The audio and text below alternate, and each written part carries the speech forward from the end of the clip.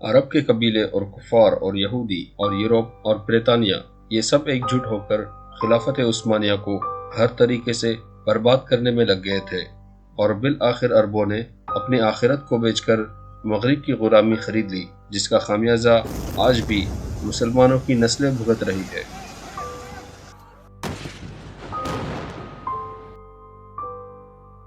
اس میں سب کا ذکر آتا ہے جس میں وہ قبیلے بھی شامل ہے جس نے اسلام سے غداری کی، اور وہ لوگ جنہوں نے قرآن کریم کا مذاق اڑایا تھا۔ السلام علیکم دوستو، میں ہوں برہان الدین اور آپ دیکھ رہے ہیں فلیش بیک میرے ساتھ۔ دوستو، اس زندگی میں بہت ساری سچی عبرتیں اور کہانیاں ایسی بھی ہیں جس میں ہمیں پچھلی قوم کی غلطیوں کو جاننے کا موقع ملتا ہے اور آنے والے خطروں کی دستک بھی ملتی ہے۔ مسلمانوں میں ایسی بھی کچھ روشنیاں تھیں جس کے بجھنے سے آج امت کی زندگی میں اندھیرے اور تاریکیاں چھا گئی ہے، اور چاروں طرف سے دھوکے اور فریب کے بادل چھا گئے ہیں، لیکن بادل کا چھٹنا بھی اللہ کی سنتوں میں سے ہے۔ اور آج ہم جس روشنی کی بات کر رہے ہیں وہ ہے خلافت عثمانیہ کی روشنی، جس کی جڑیں زمین میں عثمان غازی ابن ارطغرل نے ڈالی تھی، جس نے قرآن کے مطابق حکومت اور انصاف کو قائم کیا تھا، اور اس کی شروعات اپنے ہی قبیلے سے کی تھی۔ پھر 1299 عیسوی میں عثمان غازی نے اپنی خلافت کا اعلان کیا تھا اور سارے عالم کے مسلمانوں کی حفاظت کا ذمہ اپنے کاندھے پہ لیا تھا اور اسلام کے مطابق حکومت کیا۔ پھر دھیرے دھیرے یہ خلافت پھیلتے چلی گئی،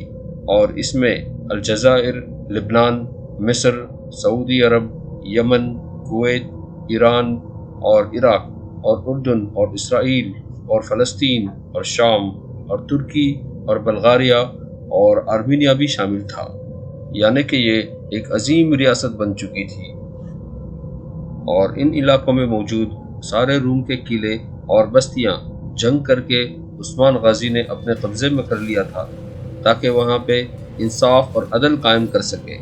اور ان کا جنگی اصول یہ بھی تھا کہ وہ عوام یا جاندار چیز، حتیٰ کہ یہ درختوں کو بھی نقصان نہیں پہنچاتے تھے، اور ان کی خلافت 600 سال تک قائم رہی، جو کہ ہسٹری میں سب سے لمبے دور کی اسلامی خلافت مانی جاتی ہے۔ پھر ان کے بعد کئی عثمانی سلطانوں نے ریاست پہ حکومت کی، اور اس طرح مسلمانوں کی ریاست دن بدن بڑھتی چلی گئی،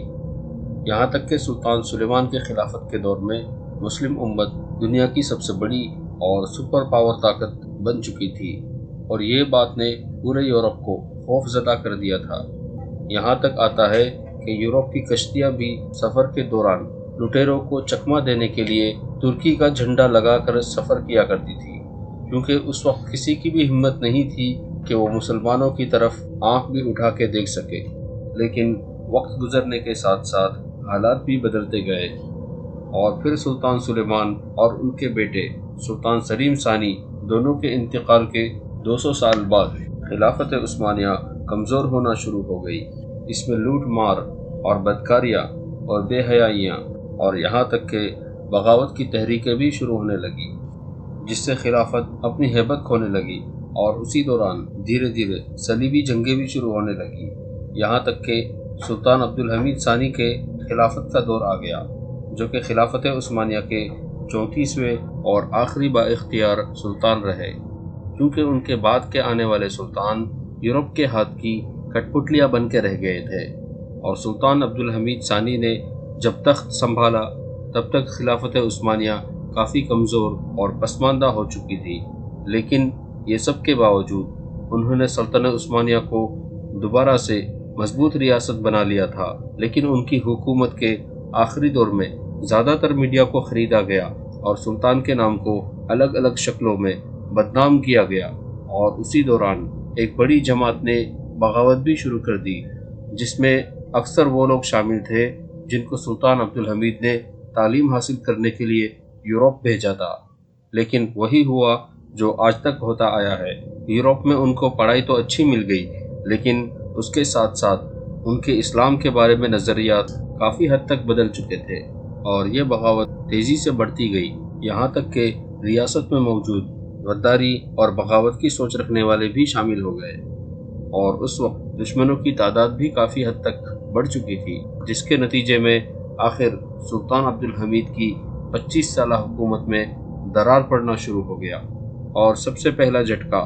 31 مارچ 1909 میں ملا، جس میں جنرل محمد شوکت پاشا نے ان کے ماتحت فوجیوں کے ساتھ مل کر بغاوت کا اعلان کر دیا، اور اس بغاوت کو سلطان عبدالحمید نہیں روک پائے۔ بالآخر 1909 میں سلطان عبدالحمید کو تخت سے ہٹا دیا گیا، اور یہ پوری بغاوت کے پیچھے سب سے بڑا سپورٹ یورپ کا تھا، اور پھر یہ خلافت سلطان عبدالحمید کے بھائی یعنی سلطان محمد خامس اور سلطان محمد سادس کو دی گئی، اور یہ دونوں سلطانوں کو صرف عوام کے آنکھ میں دھول جھونکنے کے لیے تخت پہ بٹھایا گیا تھا، تاکہ عوام آنے والے خطروں کو محسوس نہ کر سکے، اور یہ منصوبہ کافی شاطر انداز میں بنایا گیا تھا، کیونکہ اصل میں یہ بغاوت خلافت کو ختم کرنے کے لیے نہیں کی گئی تھی، بلکہ سلطان عبدالحمید کو تخت سے اتارنے کے لیے کی گئی تھی، تاکہ سلطنت کو کمزور کرنے میں آسانی ہو، اور ترک عوام کو یہ لگے کہ ہمارے حق میں یہ صحیح ہو رہا ہے، یعنی کہ یہ بغاوت ظالم سلطان کو ہٹا کر ایک بہترین اور ترکوں کے بہتر فیوچر کی سوچ رکھنے والے سلطان کو تخت نشین کرنے کے لیے ہوئی ہے۔ پھر کیا ہونا تھا، نئے سلطانوں کو ایک کے بعد ایک پتلوں کی طرح تخت پہ بٹھایا گیا، اور حکومتی نظام کا پورا کنٹرول یورپ اور برٹش کے ہاتھ میں چلا گیا۔ تو دوستو آج کے لیے اتنا ہی، پھر ملتے ہیں اگلے ایپیسوڈ میں، اور اگر آپ ہمارے چینل پہ نئے ہیں تو سبسکرائب کرنا مت بھولیے گا، اور بیل نوٹیفیکیشن کو دبا دیجیے تاکہ آپ کو آنے والے ہر ایپیسوڈ کا نوٹیفیکیشن مل سکے۔ فی امان اللہ، والسلام علیکم ورحمۃ اللہ وبرکاتہ۔